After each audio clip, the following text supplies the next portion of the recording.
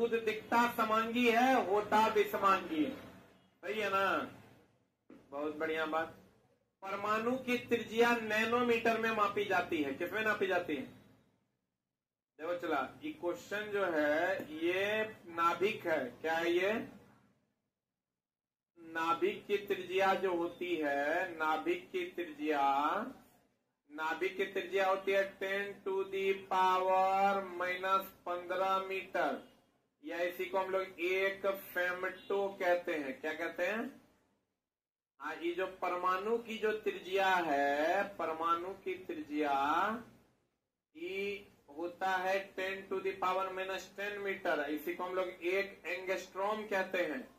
आई कहता है दोनों त्रिज्याओं का जो अंतर होता है -15 -10, ये दोनों त्रिज्या का जो अंतर होता है वो होता है 10⁵ कितना होता है? -5 न कितना? 5। जैसे चला बताओ, -20 -30 में कितना का अंतर है? 10 का कि -10 का? 10 का। कितना का अंतर है? 10 का। 20 और 30 में कितना का अंतर है? कितना का अंतर है? इसका मतलब अंतर कभी माइनस नहीं होता। तो ये दोनों में जो अंतर होगा वो कितना का होगा? 5 का नहीं, 10⁵5 का। जल्दी से लिख। हाइड्रोजन परमाणु की त्रिज्या 10⁻⁻10 मीटर। 10⁻10 मीटर बोले तो एक एंगस्ट्रॉम। एक क्या? एंगस्ट्रॉम। फुलटन ऐसे प्रथम वैज्ञानिक थे जिन्होंने तत्वों के प्रतीकों का प्रयोग अत्यंत विशिष्ट अर्थ में किया था। प्रतीक मतलब सिंबल, जैसे हाइड्रोजन के लिए H बोलेंगे। लेकिन अगर कह देगा पहली बार तत्वों का प्रतीक के बारे में कौन बताया था? बर्जीलियस। कौन बताया था? लेकिन कहेगा किसने तत्वों के प्रतीकों का प्रयोग अत्यंत विशिष्ट अर्थ में किया था? डाल्टन। लेकिन अगर खाली कह देगा किसने तत्वों के प्रतीक को पहली बार बताया, प्रतीक को पहली बार बताया, तो आंसर क्या हो जाएगा? बर्जीलियस। कहेगा एकदम मीनिंगफुल वे में किसने बताया? डाल्टन। किसने बताया? डाल्टन। अब बर्जीलियस ने कौन सिद्धांत दिया था? जैव शक्ति का सिद्धांत। कौन सिद्धांत? जैव शक्ति का सिद्धांत किसने दिया था? बर्जीलियस ने दिया था। जैव शक्ति का सिद्धांत किसने दिया था?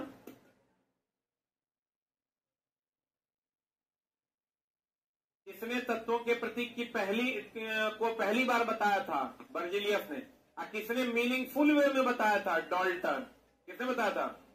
डाल्टन। और जैव शक्ति का सिद्धांत किसने दिया था? बर्जीलियस ने। और इसी का अंत किया था वोहलर ने। जैव शक्ति का सिद्धांत था कि कोई भी प्रयोगशाला में कार्बनिक पदार्थ बनाना संभव नहीं है, जिसका अंत किया वोहलर ने पहली बार अमोनियम साइनेट से यूरिया बनाकर। बर्जीलियस के सिद्धांत का अंत हुआ क्या बनाकर? ना, अमोनियम साइनेट से वोहलर ने, किसने? वोहलर ने यूरिया बना दिया। अमोनियम साइनेट से वोहलर ने क्या बना दिया? यूरिया बना दिया। और जैव शक्ति के सिद्धांत का क्या कर दिया? अंत कर दिया। जैव शक्ति के सिद्धांत का अंत किसने किया? वोहलर ने कर दिया। क्या बनाकर? अमोनियम साइनेट से यूरिया बनाकर। जैव शक्ति का सिद्धांत दिया किसने था? बर्जीलियस ने। किसने दिया था? बर्जीलियस कहता था कि कोई भी तत्व, कार्बनिक तत्व को प्रयोगशाला में बनाना संभव नहीं था, लेकिन पहली बार अमोनियम साइनेट से यूरिया बना दिया था किसने? वोहलर। हो गया? वाह।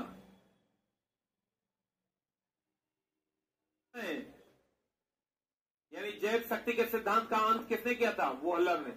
अगर तत्व के प्रतीक का सुझाव सर्वप्रथम किसने दिया था? बर्जीलियस। लेकिन मीनिंगफुल वे में तत्व के प्रतीकों को रिप्रेजेंट किसने किया था? किसने किया था? डाल्टन।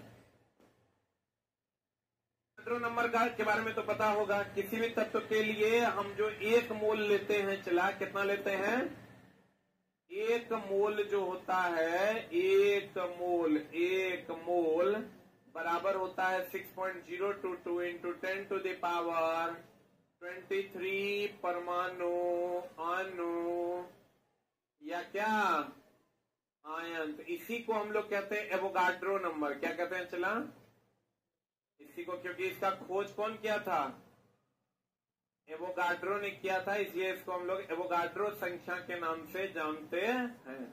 और यही बराबर होता है, एक मोल बराबर हो जाता है 22.4 लीटर के।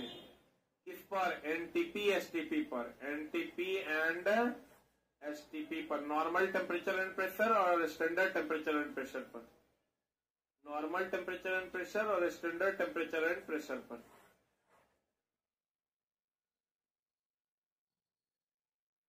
कौन किया था, एवोगाड्रो, इसलिए इसको कौन नंबर कहते हैं, एवोगाड्रो संख्या के नाम से जानते हैं। पढ़े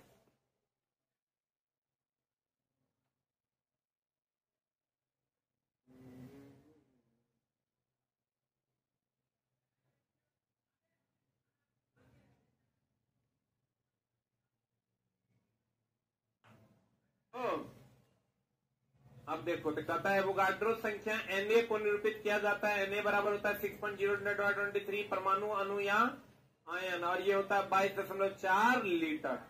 सर्वप्रथम अणु तथा मोल शब्द का प्रतिपादन किसने किया था, हम कल आपको लिखाए थे ना, अणु शब्द का प्रतिपादन ओस्टवाल्ड ने किया था। परमाणु शब्द को डेमोक्रिट्स ने दिया था। बोलन रे। लेकिन आप जानिए कि सर्वप्रथम अणु तथा मोल शब्द दोनों, अणु और कौन, मोल, दोनों शब्द का प्रतिपादन किसने किया था, विलियम ओस्टवाल्ड। किसने किया था। अब परमाणु शब्द का सर्वप्रथम परिचय किसने किया था, किसने किया था रे, डेमोक्रिट्स ने किया था। किसने किया था,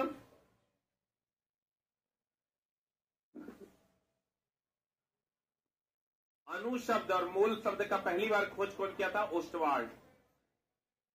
अब परमाणु शब्द का खोज कौन किया था, डेमोक्रिट्स। पढ़े तथा परमाणु अविभाज्य न होने का प्रमाण अस्थिर विद्युत तथा विद्युत चालन की स्थिति से मिलता है। ध्यान रखिएगा, परमाणु अविभाज्य है, ये पहली बार किसने कहा था, डाल्टन ने। परमाणु अविभाज्य है, ये किसने कहा था, डाल्टन ने। आप परमाणु विभाज्य है, ये किसने कहा, रदरफोर्ड ने। परमाणु विभाज्य है, परमाणु विभाज्य है, ये बात किसने कहा था मेरी जान, रदरफोर्ड ने। किसने कहा था, परमाणु अविभाज्य है, ये बात किसने कही थी, डाल्टन ने। अब परमाणु विभाज्य है, ये बात किसने कही, रदरफोर्ड ने।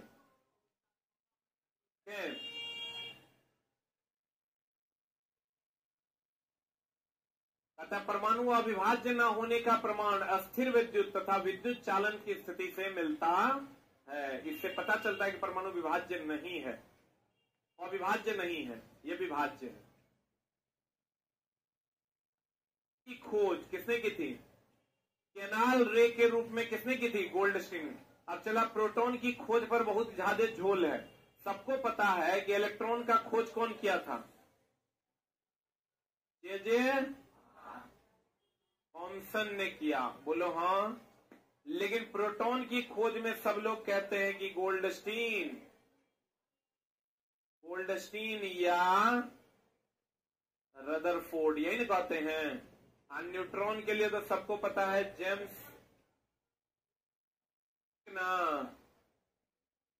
चैडविक। अब क्वेश्चन को आ रहा है कि प्रोटॉन की खोज केनाल रे के रूप में गोल्डस्टीन ने 1886 में किया, परंतु बाद में इसकी व्याख्या प्रोटॉन के रूप में किसने कर दिया, रदरफोर्ड। इसका मतलब खोज जो किया था, अगर इस पर चला बहुत लोग विवाद करते हैं कि सर गोल्डस्टीन दे कि रदरफोर्ड दे। तुम्हारा जो एनसीईआरटी है दोस्त मेरे, उसमें यह दिया हुआ है कि प्रोटॉन की खोज केनाल रे के रूप में किसने किया, गोल्डस्टीन ने 1886 में किया, परंतु बाद में इसकी व्याख्या प्रोटॉन के रूप में किसने किया, रदरफोर्ड ने। इसका मतलब जो पहला ऑप्शन होगा वो आपका क्या होगा, गोल्डस्टीन, और दूसरा ऑप्शन होगा रदरफोर्ड। लेकिन अगर कह देगा खोज किसने किया तो गोल्डस्टीन, और कहेगा व्याख्या किसने किया, रदरफोर्ड। लेकिन अगर खोज में भी पहले कह देगा तो गोल्डस्टीन, और बाद में कह देगा तो रदरफोर्ड। बोलेंगे ये एनसीईआरटी के लाइन से इस बात की पुष्टि होती है। अच्छा चला, अधिकतर किताबों में कहीं गोल्डस्टीन कहीं रदरफोर्ड मिलता है, इसलिए हम इसको अपनी किताब में अब क्लियरली लिखने जा रहे हैं कि प्रोटॉन की खोज केनाल रे के रूप में गोल्डस्टीन ने 1886 में किया, लेकिन बाद में इसकी व्याख्या रदरफोर्ड ने किया अल्फा प्रकीर्णन प्रभाव के द्वारा। किसके प्रभाव के द्वारा?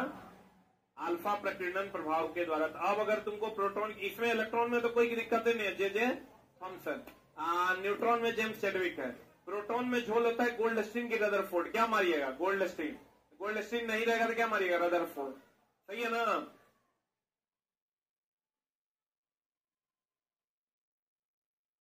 कैसे रहेगा? दोनों में से कोई एक चुनना होगा तो गोल्डस्टीन चुनना। थॉमसन पहला वैज्ञानिक था जिसने परमाणु का मॉडल दिया था। आप देखो इस पर भी सवाल तुमको मिलेगा, परमाणु का मॉडल लिख के डैश देना, और एनसीईआरटी का पहला सवाल यही है।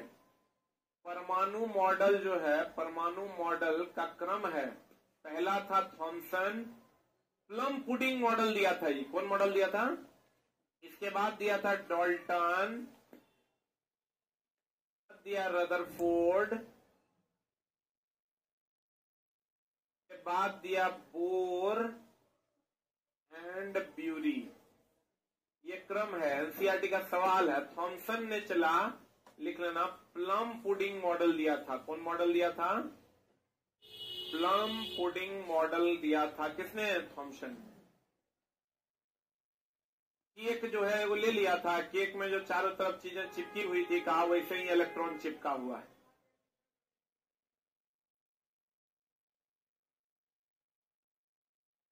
थॉमसन ने किसका खोज किया? इलेक्ट्रॉन का, जिसके लिए 1905 में उसे क्या मिला था? नोबेल पुरस्कार।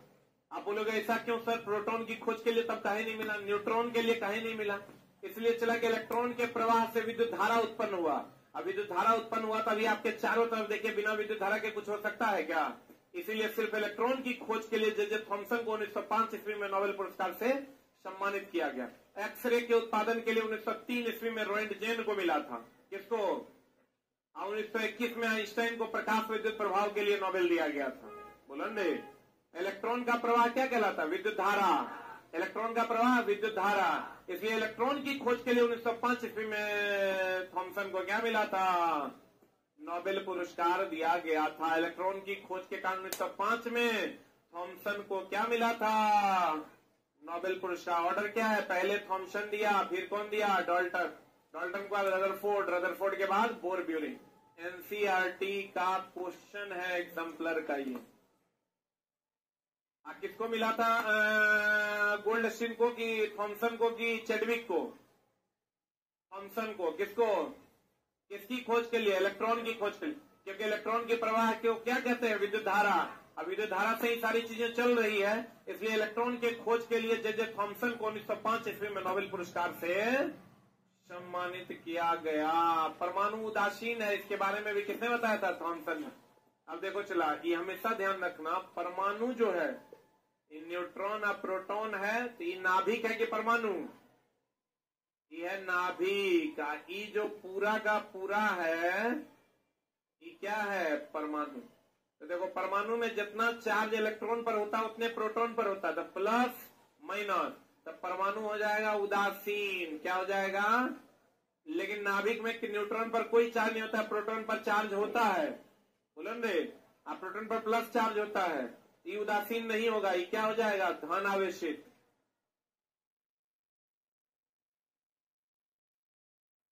पूछता है नाभिक क्या है, तो नाभिक विद्युतता क्या है?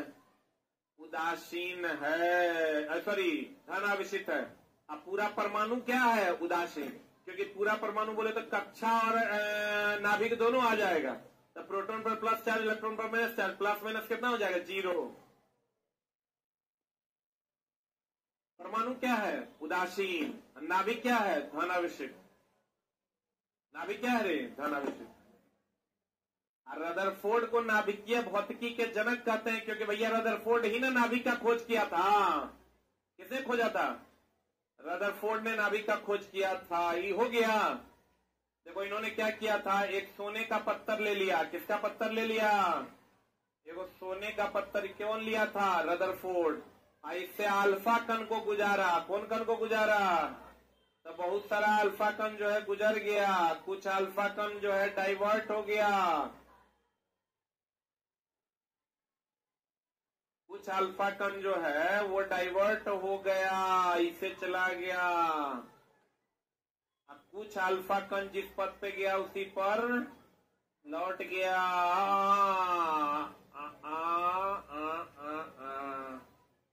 देखो, तो उन्होंने कहा था ये पत्थर किसका लिया, सोने का पत्थर लिया। तो उन्होंने कहा कि देखो अल्फा पर पॉजिटिव चार्ज होता है, अल्फा पर पॉजिटिव चार्ज होता है, इस पर भी प्लस है तब ना लौट गया है।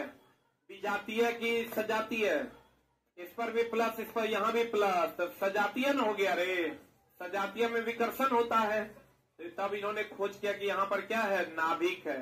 यहाँ पर क्या है, नाभिक, जो धन आवेशित है। तो नाभिकीय विज्ञान का में तुमको पूछ देगा नाभिक की खोज कौन किया, रदरफोर्ड। तुमको पूछ देगा नाभिकीय विज्ञान की खोज कौन किया, रदरफोर्ड। कौन किया, तो कहिए नाभिकीय भौतिकी का जनक कौन था, रदरफोर्ड, क्योंकि इन्होंने नाभिक को खोजा था। अब कहिएगा कौन विधि के द्वारा, अल्फा प्रकीर्णन विधि। कौन विधि, किसका पत्थर लिया, सोने का पत्थर लिया। किसका पत्थर लिया मेरी जान, सोने का पत्थर लिया था। और किसका खोज कर डाला था, नाभिक। कभी कभी नाभिक नहीं देके न्यूक्लियन देता है, तो क्या बात है, न्यूक्लियन या नाभिक की बात करें मतलब न्यूट्रॉन प्लस प्रोटॉन।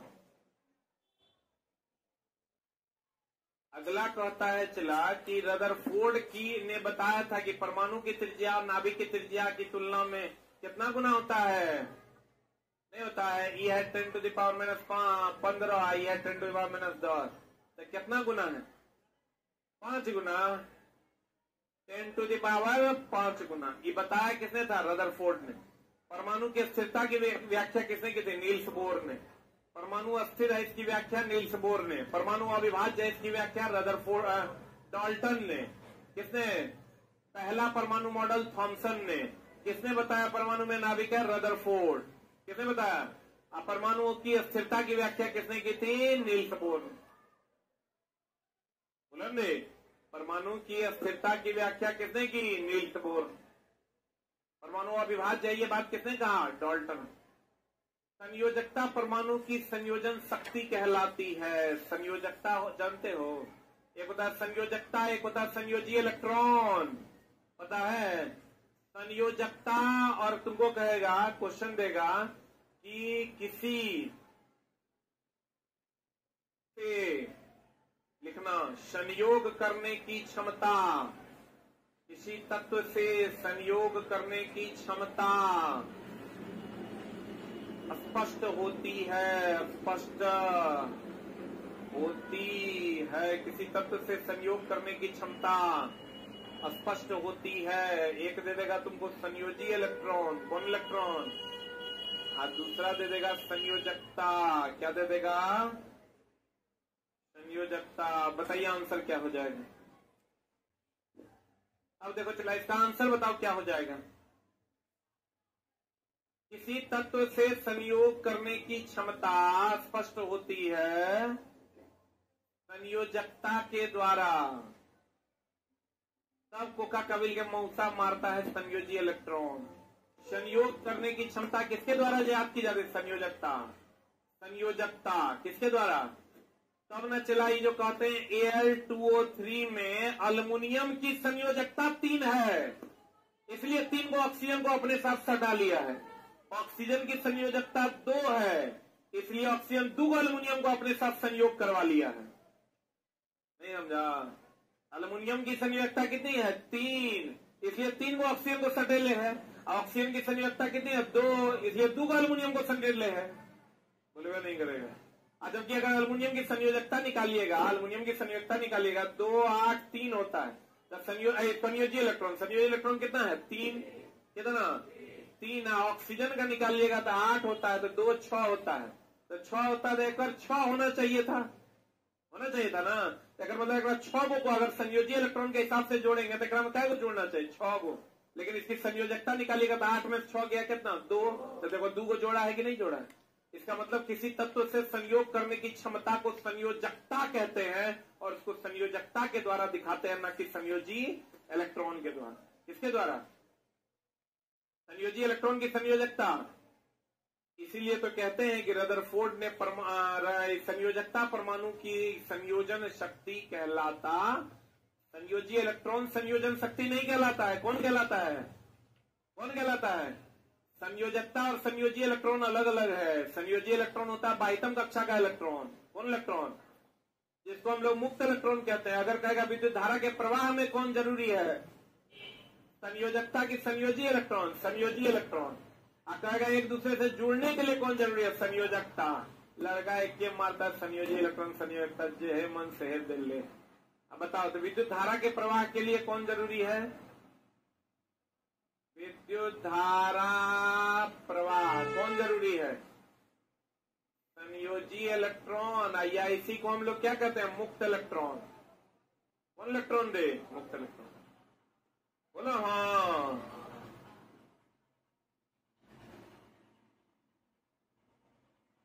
लेकिन एक दूसरे से जुड़ने के लिए क्या जरूरी है? दो तत्व जुड़ते हैं किसके द्वारा? दो तत्व जुड़ते हैं किसके द्वारा? संयोजकता के द्वारा। अणु, परमाणु, संयोजी इलेक्ट्रॉन, संयोजकता, ये सब अलग अलग बात होता है। चला, लेकिन बच्चा जो है एक जैसा ट्रीट तब तक करता है जब तक उसको जान नहीं पाता है। रदरफोर्ड ने परमाणु की तुलना किससे की थी? सौर परिवार। सर कैसे? उन्होंने कहा था कि देखो, जैसे सूर्य के चारों तरफ सभी ग्रह चक्कर लगाते हैं, वैसे ही नाभिक के चारों तरफ इलेक्ट्रॉन चक्कर लगाता है। बोलो ने, ये इलेक्ट्रॉन, प्रोटॉन, न्यूट्रॉन, ये सब के बारे में, नाभिक के बारे में कौन बताता? रदरफोर्ड। तो वही ना कहेगा कि ये जो परमाणु है वो सौर परिवार के जैसा है। जैसे सौर परिवार में सूर्य के चारों तरफ ग्रह चक्कर लगाता है, वैसे यहाँ भी नाभिक के चारों तरफ कौन चक्कर लगाता है? इलेक्ट्रॉन। तो भैया बताओ डाल्टन कैसे कहेगा? डाल्टन ने कहा था ये अविभाज्य है, तो अविभाज्य है कह पाता कि नाभिक के चारों ओर इलेक्ट्रॉन चक्कर लगाता है? थॉमसन भी नहीं कह पाता। थॉमसन क्यों नहीं कह पाता? थॉमसन कहता था कि वो केक ले लिया और केक के ऊपर अलग अलग जो चॉकलेट चिपका हुआ था, कहता है ऐसे ही इलेक्ट्रॉन चिपकल। तो कर तो कोई बातें नहीं है। सूर्य के हिसाब से जैसे सूर्य के चारों ओर ग्रह घूम रहे हैं, वैसे उस चीज की व्याख्या रदरफोर्ड ने किया। रदरफोर्ड ने कहा एक नाभिक है और उसके चारों तरफ कौन चक्कर लगा रहा है? इलेक्ट्रॉन। कौन चक्कर लगा रहा है? और सूर्य के चारों तरफ कौन चक्कर लगा रहा है? ग्रह। कौन चक्कर लगा रहा है? ग्रह। सूर्य की तुलना उन्होंने नाभिक से की और ग्रहों की तुलना उन्होंने इलेक्ट्रॉन से की। किससे की? Robert Hooke. देखो चला, ये मृत और जीवित कोशिका का जो झोल है, इसको बढ़िया से एक ही लाइन में क्लियर कर लो। रॉबर्ट हुक कॉर्क से मृत तथा ल्यूवेनहॉक तालाब से जीवित कोशिका का खोज किया था। कि जब क्वेश्चन आता तो अटर पटर मार देता है बच्चा। रॉबर्ट हुक जो है किससे? कॉर्क से मृत कोशिका का खोज किया। बोले में नहीं करेगा। ल्यूवेनहॉक जो है तालाब से जीवित कोशिका का खोज किया था। और डाउटेबल लाइन उपलब्ध है। रॉबर्ट हुक जो है ये कॉर्क से मृत कोशिका का खोज किया, ल्यूवेनहॉक तालाब से जीवित कोशिका का खोज किया। क्लियर है? अब कहते हैं रक्त का पंप कौन है? हृदय। ये तो सबको पता है। रक्त को कौन पंप करता है? हृदय। कौन करता है? अच्छा एक बात बताओ, एलपीजी गैस जो हम लोग भरते हैं, ये होता है दाब भरण प्रणाली से। अपने किताब में भी पढ़ाते हैं।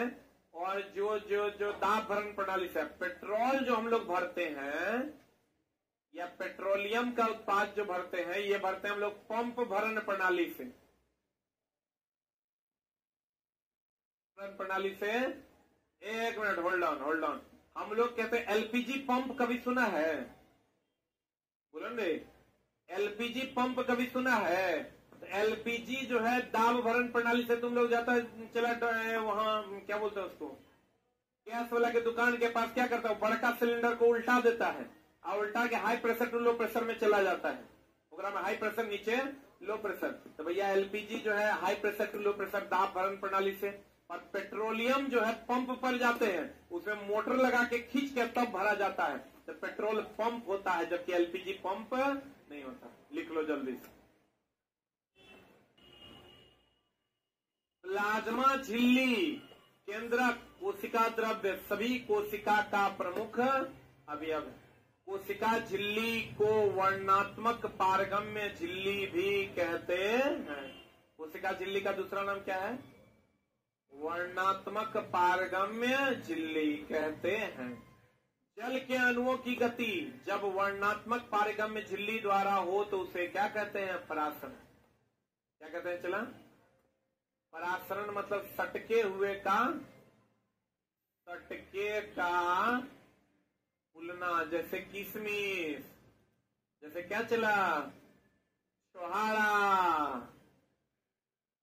अब इसमें भी है चला अल्प परासरण, सम परासरण, अति परासरण। परासरण कितने प्रकार का? 3 प्रकार। उत्क्रम परासरण जिससे पानी को शुद्ध किया जाता है, रिवर्स ऑस्मोसिस।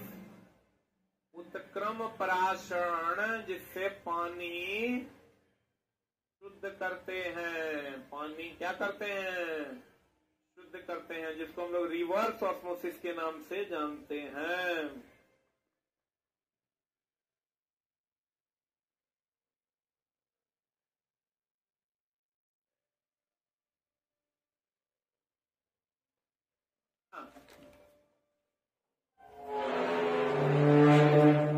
अल्प परासरण में कोशिका क्या हो जाएगा? फूल जाएगा। अब चलो यहां से भी एनसीईआरटी में सवाल है कि कोशिकाएं कब फूल जाती है? जब बाहर की सांद्रता अधिक और अंदर की सांद्रता कम होती है, तब कोशिकाएं फूल जाती है, क्योंकि बाहर से अंदर जल का क्या होने लगता है? प्रवाह। एनसीईआरटी का सवाल है। क्या सवाल है? कि कोशिकाएं, लिखना, कोशिकाएं फूल जाती है, कोशिकाएं फूल जाती है जब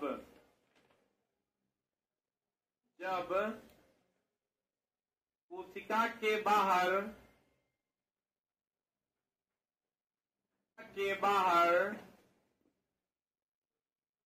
जल की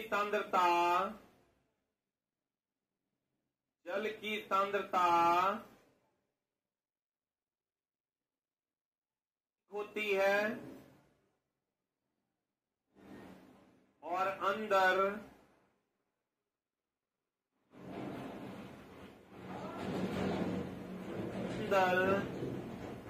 क्या होती है? कम होती है। क्या होता है? चला, अधिक सांद्रता से कम सांद्रता में इसका क्या हो जाता है?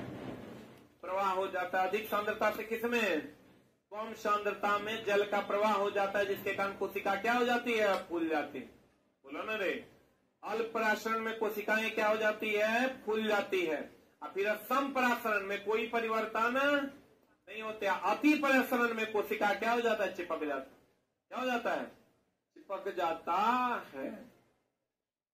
एक कोशिकीय अवायवीय जीव तथा अधिकांश पादप कोशिका परासरण द्वारा जल को, देखो चला, परासरण द्वारा जल कैसे ग्रहण होता है? जैसे जल रखा हुआ है, तुम जल खाली डाल दो, कोई मोटर वोटर नहीं लगाओ, कैपिलरी एक्शन के द्वारा सट सट खींच लेगा। उसी को हम लोग परासरण कहते हैं। क्या कहते हैं? जैसे तुम देखो, मिट्टी है, सूखी मिट्टी है, उसके चारों तरफ तुम पानी डाल दो, सट सट खींच लेगा। उसको हम लोग क्या कहते हैं? परासरण। लिखना, परासरण जल अवशोषण की वह प्रक्रिया है, परासरण जल अवशोषण की वह प्रक्रिया है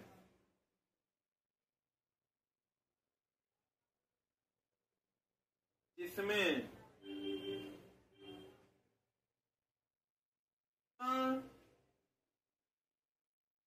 मोटर पंप के बिना मोटर पंप के क्रिया द्वारा, कोशिका क्रिया न, कौन क्रिया? कोशिका क्रिया द्वारा जल का अवशोषण स्वतः हो जाता है। अवशोषण जाता है, चला, स्वतः हो जाता है। अब बताओ चला, एक कोशिकीय अवायवीय जीव अधिकांश पादप कोशिका, कौन कोशिका, किस विधि द्वारा जल ग्रहण करते हैं, पराशरण द्वारा। किस विधि द्वारा, यही अगर उत्क्रम पराशरण हो जाएगा तो हम कहेंगे पानी का शुद्धिकरण होता है किसके द्वारा, उत्क्रम पराशरण के द्वारा। किसके द्वारा, अब पानी अपने आप खिंचा जाता है किसके द्वारा, पराशरण के। किसके द्वारा, पराशरण। कहीं पर भी पानी लगा, जैसे जड़ क्या करता है, चला पानी खींच लेता है कि नहीं, यह विधि कौन विधि है, पराशरण। अब कहता है प्लाज्मा झिल्ली लचीली होती है, जो किसका किसका, लिपिड और प्रोटीन का मिश्रण। लिपिड एक प्रकार का क्या है, वसा है। लिपिड एक प्रकार का क्या है, वसा। अब प्रोटीन से एमिनो अम्ल का निर्माण होता है, एमिनो अम्ल से उत्तक का, उत्तक से अंग का। उत्तक समान होते हैं कि असमान होते हैं, उत्तक समान होते हैं जबकि अंग असमान होते हैं। ये क्लियर है ना, ये भी क्वेश्चन जो है एनसीईआरटी में मिलेगा। उत्तक क्या होते हैं, लिख लो, उत्तक जो है वो कैसे होते हैं, समान। और जो अंग होते हैं तो जो होते हैं वो कैसे होते हैं, अलग। उत्तक क्या होता है, समान, अंग क्या होता है, अलग। अब प्लाज्मा झिल्ली कैसी होती है, लचीली, जो लिपिड और किसका बना होता है, प्रोटीन का। अमीबा तथा अनेक कोशिकीय जीव अपना भोजन एंडोसाइटोसिस विधि द्वारा करते हैं। अमीबा तथा अनेक जीव अपना भोजन कौन विधि द्वारा करते हैं, चला, एंडोसाइटोसिस विधि द्वारा करते हैं। याद रखना होगा, कोशिका झिल्ली सहित अन्य पदार्थ का संकुचन जीव द्रव्य कुंचन कहलाता है। किसी भी पदार्थ का जो संकुचन होता है उसको हम लोग जीव द्रव्य कुंचन भी, संकुचन और कुंचन एक है। चलो, जैसे हम लोग कहते हैं ना, हम जो भोजन करते हैं वो किस विधि द्वारा अंदर जाता है, मांसपेशियों के संकुचन या कुंचन द्वारा। ये भी एनसीईआरटी का सवाल है, लिख लो। हमारे द्वारा किया गया भोजन, हमारे द्वारा किया गया भोजन संकुचन या कुंचन विधि द्वारा, हमारे द्वारा किया गया भोजन मांसपेशियों के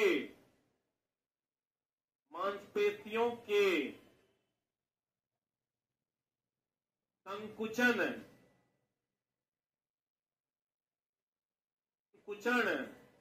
या कुंचन या क्रमानुकुंचन, बोर्ड पर लिखा हुआ है। क्रमानुकुंचन मतलब क्रम से संकुचित होना और फैलना, क्रमानुकुंचन के द्वारा होता है। एनसीईआरटी का लाइन क्वेश्चन है। हम जो भोजन करते हैं या वो किसके द्वारा जाता है अंतर, संकुचन, कुंचन या क्रमानुकुंचन। मतलब इसका मतलब होता है फैलना और सिकुड़ना। इसीलिए सोए सोए भी खा लेते हैं, खड़े खड़े भी खा लेते हैं। लेकिन चला अगर अगर अगर अगर हम बात करें वहां कहा, अंतरिक्ष में तो जी का मान 0 होता है, जी का मान 0 होता है। तो वहां भी कहेगा कि भोजन हम कैसे कर पाते हैं, क्रमानुकुंचन के द्वारा, मांसपेशियों के संकुचन और क्रमानुकुंचन के द्वारा। क्योंकि भैया भोजन को ग्रेविटी से कोई लेना देना नहीं है। अगर भोजन को ग्रेविटी से लेना देना होता तो हम खाली खड़े खड़े खा पाते या बैठे बैठे खा पाते, सो के नहीं खा पाते। लेकिन हम लोग सो कर भी क्या करते हैं, खा लेते हैं। ऐसे कुछ भी डाल लीजिए मुंह में, सो जाइए हम, यही है क्रमानुकुंचन। बुलंदे तो कहते हैं कोशिका झिल्ली, कौन झिल्ली, सहित अन्य पदार्थों का संकुचन जीव द्रव्य कुंचन कहलाता है। और अमीबा कौन विधि द्वारा भोजन करती है, एंडोसाइटोसिस विधि द्वारा भोजन करती है। हम बोले थे कौन ऐसा है जो अमाशय से भोजन बाहर निकाल कर फिर खाता है, स्टारफिश। कौन, जो रेगुलर क्लास कर रहे होंगे उनको पता होगा कौन ऐसा है जो अमाशय से भोजन बाहर निकालता है फिर खाता है, स्टारफिश ना, बुलंदे। कौन ऐसा है जो भोजन को पहले सड़ाता है फिर खाता है, कवक। कौन, लिक्विड फॉर्म में एब्जॉर्ब करता है। वैसे ही अमीबा जो भोजन करता है इस विधि को कौन विधि कहते हैं, एंडोसाइटोसिस विधि कहते हैं। अमीबा जो भोजन करता है इस विधि को क्या कहते हैं, एंडोसाइटोसिस विधि कहते हैं। कहता है कोशिका विभाजन के समय क्रोमोजोम दिखाई देता है। जब कोशिका विभाजन होता है चला तो उस समय क्रोमोजोम आपका क्या होता है, दिखाई देता है। इसीलिए जब भी चला क्रोमोजोम की जांच होती है तो मांसपेशियों में पहले कोशिका विभाजन होता है और तभी आप क्रोमोजोम यानी डीएनए की जांच कर सकते हैं। कहते हैं डीएनए के क्रियात्मक खंड को क्या कहते हैं, जीन कहते हैं। डीएनए के क्रियात्मक खंड को जीन कहते हैं। आपको कभी कभी क्वेश्चन पूछता है अनुवांशिकता की खोज, अनुवांशिकता की जांच किससे होती है, ये हमेशा ध्यान रखिएगा। अगर दे दे तुमको अनुवांशिकता, इसलिए चला कि जीन का एक भाग है डीएनए, जीन का एक भाग। तो अगर कह देगा अनुवांशिकता, अनुवांशिकता का पता किससे लगाते हैं, तो पहला ऑप्शन हो जाएगा जीन और दूसरा ऑप्शन क्या हो जाएगा, डीएनए। वो भी क्वेश्चन मिलेगा तुमको। फर्स्ट आंसर कि सेकंड आंसर, आइए सेकंड आंसर। अनुवांशिकता की खोज किसने की थी, किससे द्वारा होती है, जीन के द्वारा। जीन का ही कहते हैं डीएनए का क्रियात्मक खंड कौन है, जीन। जीन नहीं रहेगा तब क्या मारिएगा, डीएनए। कहते हैं इसका डीएनए खराब है, डीएनए ठीक है, तो डीएनए से ही उसके वंश का पता चलता है, अनुवांशिकता का पता चलता। और चला डीएनए सबका अलग अलग होता है।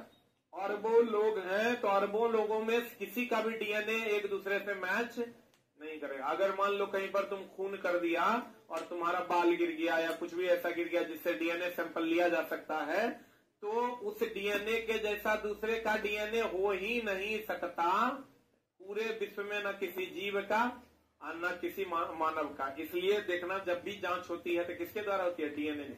मतलब हम ये कह सकते हैं कि डीएनए सभी जीव का अलग अलग होता है, कभी भी दो जीवों का डीएनए समान नहीं हो सकता। इसीलिए देखता तुम कभी कोई क्राइम स्थल पर जो है लोगों को न जाने की सलाह दी जाती है, कहता है पुलिस आएगा ना तभी जाइएगा, तो पुलिस आएगा तब जाइएगा, मतलब चला वहां पर वो चीजें कलेक्ट करने की कोशिश करता है जिससे खूनी का डीएनए जांच किया जा सके। बहुत आसान है, डीएनए जांच अगर हो जाएगा और जिस जिस पर शक होगा उस सबको उठा लेगा और उस सबका डीएनए जांच कर लेगा।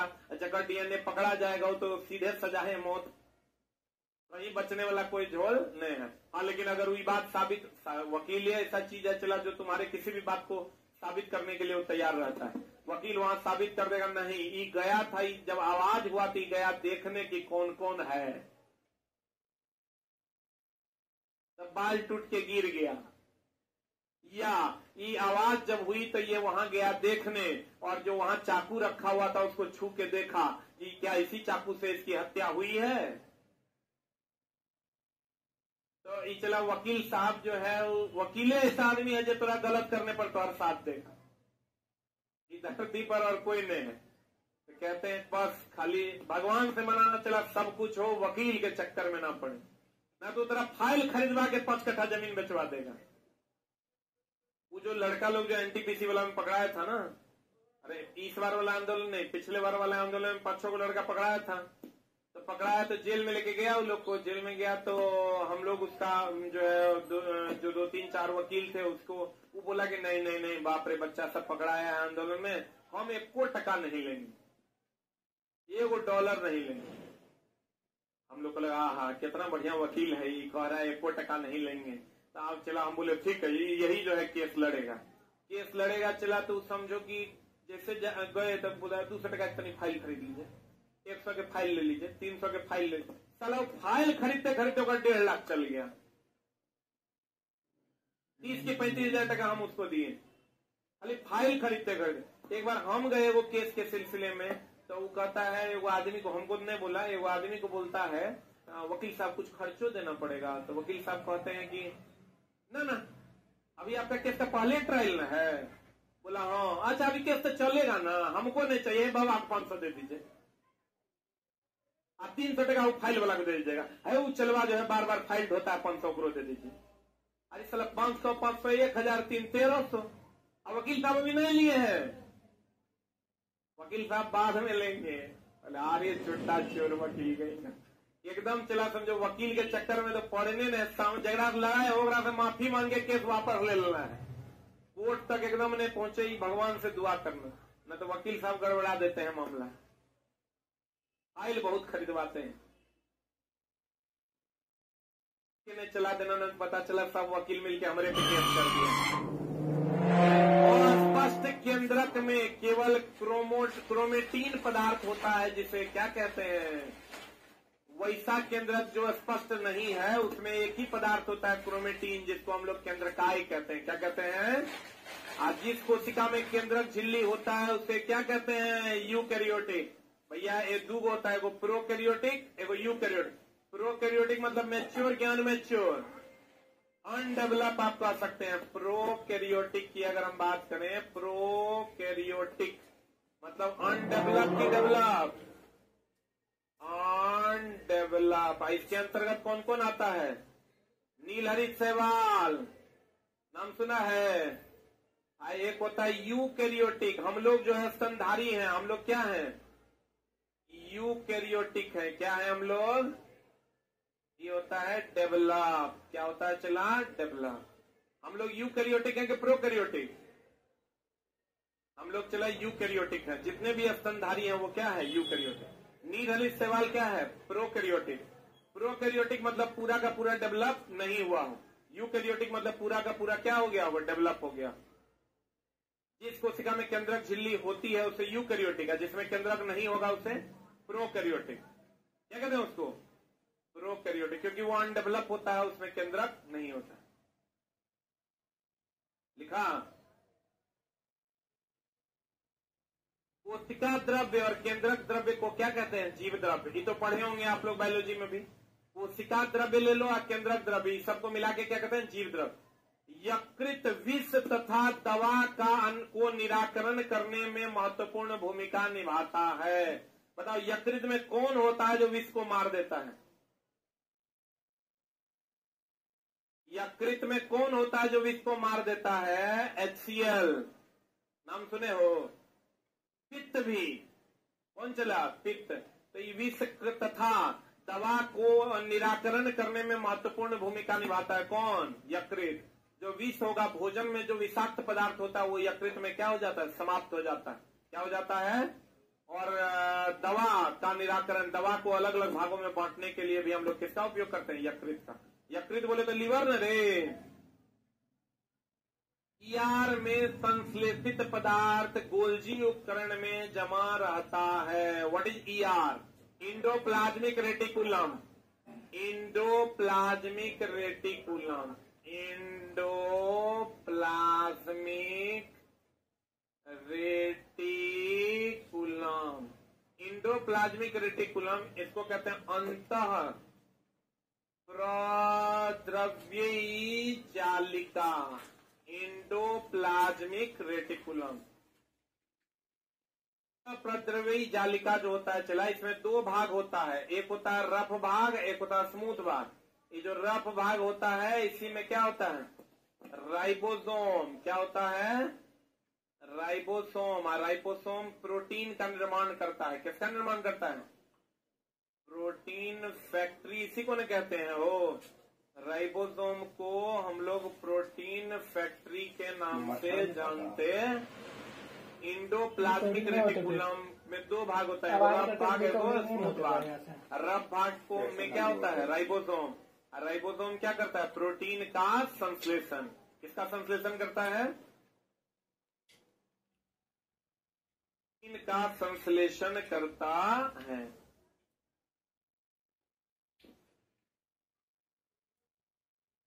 ये कह रहा है कि जो प्रोटीन बनाता है चला, तो इसको ले जाने का काम कौन करता है? Golgi body. कौन ले जाता है? संश्लेषित पदार्थ। ये संश्लेषित पदार्थ हो गया तुम्हारा प्रोटीन। कौन हो गया चला? प्रोटीन पदार्थ गोल्जी उपकरण में जमा रहता है और फिर गोल्जी उपकरण इसको क्या करता है? एक जगह से दूसरे जगह ले जाता है। गोल्जी बॉडी के द्वारा इसको क्या करते हैं? एक जगह से दूसरे जगह ले जाता है। आपको कहेगा इंडोप्लाज्मिक रेटिकुलम का संश्लेषित पदार्थ कौन है? प्रोटीन। कौन है? जो इंडोप्लाज्मिक रेटिकुलम के किस भाग पर होता है? रफ भाग पर। रफ भाग में क्या होता है? राइबोसोम। राइबोसोम क्या करता है? प्रोटीन फैक्ट्री होता है। राइबोसोम क्या है? राइबोसोम क्या है? Protein factory. राइबोसोम क्या है? हो गया। लाइसोसोम आत्महत्या की थैली बोलते हैं। लाइसोसोम में उपस्थित एंजाइम का निर्माण कहाँ होता है? एंडोप्लाज्मिक रेटिकुलम में। लाइसोसोम को आत्महत्या की थैली कहते हैं। क्या कहते हैं इसको? इसका एंजाइम का निर्माण कहाँ होता है? ईआर में, एंडोप्लाज्म। ये हमेशा ध्यान रखना, एंजाइम को शरीर का उत्प्रेरक कहते हैं। एंजाइम को शरीर का उत्प्रेरक कहते हैं। एंजाइम को शरीर का क्या कहते हैं? उत्प्रेरक कहते हैं।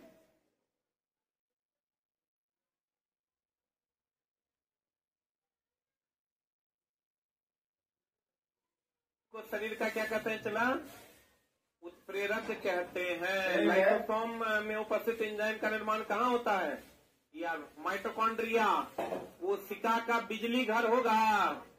अब चला, इसी में क्या करता है? पावर हाउस होता है ये। हम लोग तो याद करके जाते हैं, power house of the cell कौन है? माइटोकॉन्ड्रिया। तो पावर हाउस ही ना बिजली घर है। तो लड़का कहता है, अरे सलाई तो पावर हाउस पढ़ के गए थे, बिजली घर की हो गया। पावर हाउस ही क्या होता है? बिजली घर। पावर हाउस ही क्या होता है? बिजली घर। इसमें कैसी झिल्ली होती है? दोहरी में। माइटोकॉन्ड्रिया में दोहरी झिल्ली होती है। प्रोकैरियोटिक, बताओ प्रोकैरियोटिक मतलब डेवलप या अनडेवलप? इसमें बहुत सारा चीज अनुपस्थित होता है। बोलेंगे, कहता है प्रोकैरियोटिक कोशिका में किसी भी प्रकार की झिल्ली नहीं होती। प्रोकैरियोटिक कोशिका में क्रोमोजोम के स्थान पर, क्योंकि चला डेवलप नहीं होता जो क्रोमोजोम बनेगा। हम लोगों में क्रोमोजोम होता है। आप तो कहेगा क्रोमोजोम का विभाजन जो होता है वो टूटे हुए स्थिति में दिखाई पड़ता है कि जुटे हुए स्थिति में? अभी तुरंत बताए थे टूटे हुए स्थिति में। अच्छा बताओ, एक्स क्रोमोजोम बड़ा कि वाई? कौन बड़ा?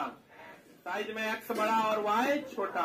अब कहते हैं प्रोकैरियोटिक कोशिका में बहुत सारा चीज क्या होता है? एब्सेंट होता है। तो यहाँ भी चला, प्रोकैरियोटिक में क्रोमोजोम नहीं रह के न्यूक्लिक अम्ल होता है। वही न्यूक्लिक अम्ल बाद में जो यूकैरियोटिक जब बन जाता है तो वो किसमें बन जाता है? क्रोमोजोम में। किसमें बन जाता है? जैसे चला यूकैरियोटिक में तो क्रोमोजोम, हम लोग यूकैरियोटिक हैं। कौन कैरियोटिक है? जितने भी स्तनधारी हैं सब, जो डेवलप जीव तुमको दिखाई दे रहे हैं वो सब क्या है? यूकैरियोटिक। क्या है वो?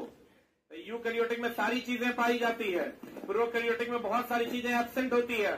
बहुत सारी चीज डेवलपमेंट के स्टेज में होता है, इसलिए उसको हम अनडेवलप कहते हैं। क्या कहते हैं उसको? ये समझो, विकासशील होता है वो। क्या होता है वो? तो कहते हैं प्रोकैरियोटिक। प्रोकैरियोटिक कोशिका में क्रोमोजोम के स्थान पर क्या रहता है? न्यूक्लिक अम्ल पाया जाता है।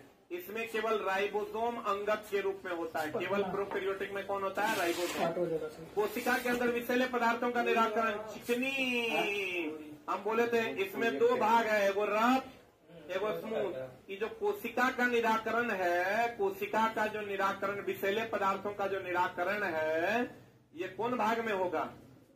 स्मूथ में। रफ भाग में क्या होता है? प्रोटीन का निर्माण। रफ भाग में क्या होता है?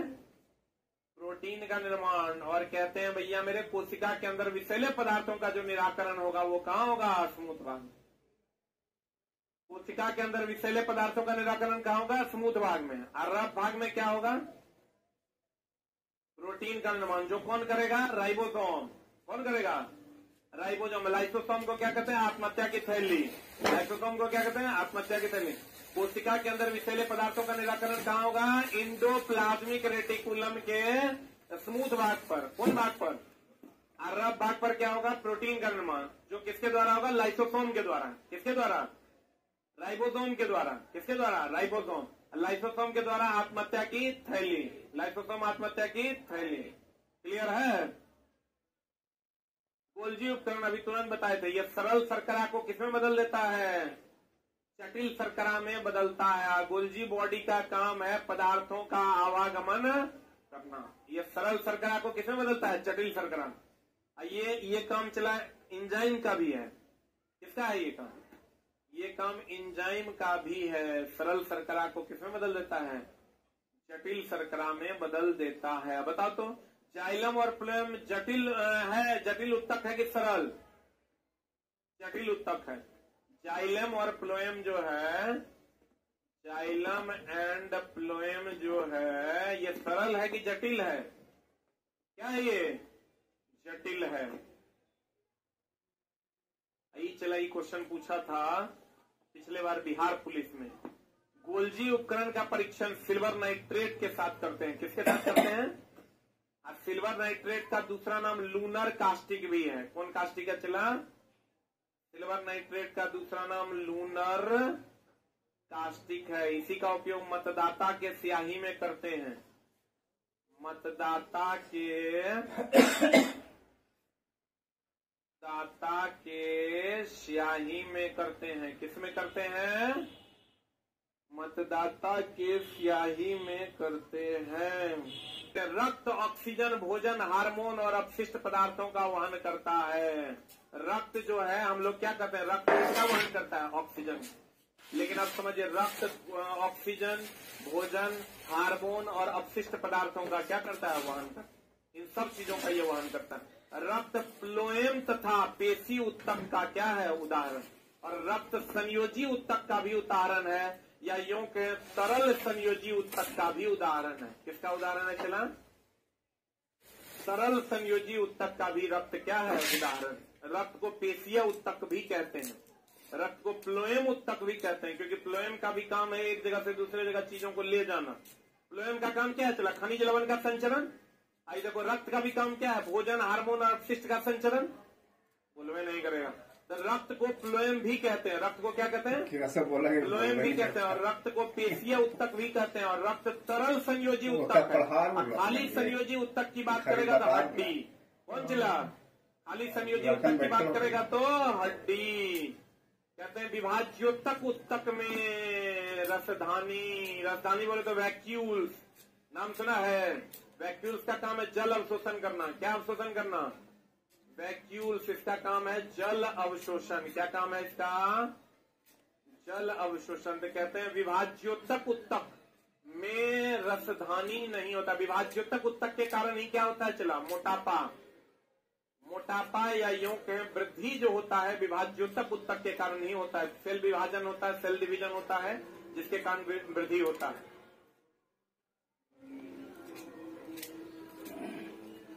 क्या अल्फाइमा जो होता है कि भित्ति किसकी बनी होती है? लिग्निन। लिग्निन एक प्रकार का क्या है? प्रोटीन है, और इसी के कारण कठोर होता है। मृदु उत्तक होता है सबसे बाहरी उत्तक, जिसको हम निर्जीव उत्तक के नाम से भी जानते हैं। वाष्पोत्सर्जन की क्रिया भी पढ़ा दी है पीछे हम, बताओ क्या होगा? वाष्पोत्सर्जन की क्रिया कहाँ होती है? रंध्र में। वाष्पीकरण होता है वाष्पोत्सर्जन। वाष्पोत्सर्जन कहाँ होता है? रंध्र में। कहाँ होता है? वाष्पोत्सर्जन होता है रंध्र में। अब वाष्पीकरण किसका होता है? पानी का। किसका? हाँ, खनिज लवण का संचरण कोशिका क्रिया द्वारा कि केशिका क्रिया द्वारा? किस क्रिया द्वारा? हाँ, रक्त को फ्लोएम भी कहते हैं, क्योंकि फ्लोएम भी सारी चीजों का वहन करता है और रक्त भी सारी चीजों का वहन करता है। बोलो नहीं? क्लियर है? पक्का? और कोशिका कब फूलेगा? बाहर की सांद्रता ज्यादा और अंदर की सांद्रता कम। तो जल जब बाहर से अंदर की ओर आएगा तो कोशिका क्या हो जाएगा? फूल जाएगा। परासरण में कोशिका फूलवे न करता है, सम परासरण में कुछ होता नहीं। आप उत्क्रम परासरण के द्वारा जल का शुद्धिकरण होता है। किसके द्वारा? उत्क्रम परासरण के द्वारा जल का शुद्धिकरण होता है। क्लियर है? Thank you very much.